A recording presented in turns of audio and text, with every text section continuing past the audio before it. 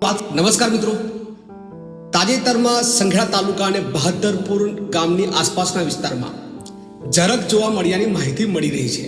ખાસ કરીને રાત્રિના સમયે કેટલાક મરઘી ફાર્મ અને ગામની સીમમાં ઝરખ દેખાતા ઘણા લોકોમાં ભયનો માહોલ સર્જાયો છે.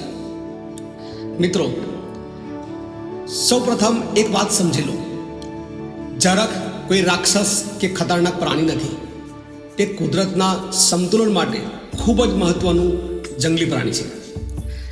ઝરખ એક નિશાચર પ્રાણી છે, એટલે કે તે દિવસ દરમિયાન ઝાડીઓમાં, જંગલોમાં કે સુરક્ષિત જગ્યામાં આરામ કરે છે અને રાત્રે ખોરાકની શોધમાં બહાર નીકળે છે. ઝરખનું સૌથી મોટું કામ શું છે? કુદરતે દરેક જીવને એક જવાબદારી આપી છે. જેમ ગીધ, શિયાળ અને બીજા મૃતભક્ષી પ્રાણીઓ કુદરતની સફાઈ કરે છે, તેમજ ઝરખ પણ કુદરતનો સફાઈ કર્મચારી છે. તે મુખ્યત્વે મરેલા અને સડેલા પ્રાણીઓના અવશેષો ખાઈને પર્યાવરણને સ્વચ્છ રાખે છે.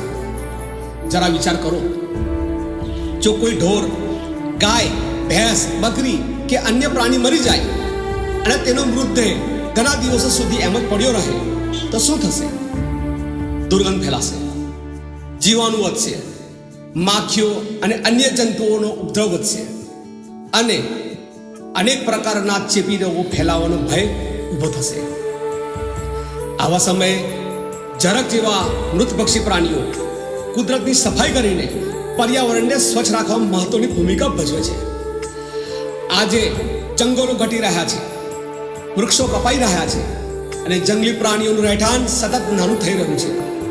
તેથી ખોરાકની શોધમાં ક્યારેક ઝરખ ગામની સીમ, ખેતરો કે મરઘી ફાર્મ સુધી આવી જાય છે. જો ઝરખ દેખાય તો શું કરવું? ગભરાશો નહીં, ભીડ ભેગી કરશો નહીં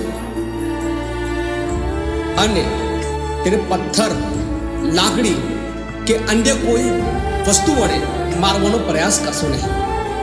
તેને ઘેરવાનો કે પીછો કરવાનો પ્રયાસ પણ ન કરશો.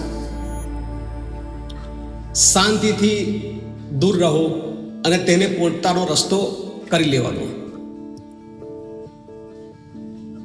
જો ઝરખ ગામમાં કે વસાહતમાં આવી જાય અને બહાર ના નીકળે તો તરત જ વન વિભાગ અથવા સ્થાનિક એનિમલ રેસ્ક્યુ ટીમને જાણ કરો.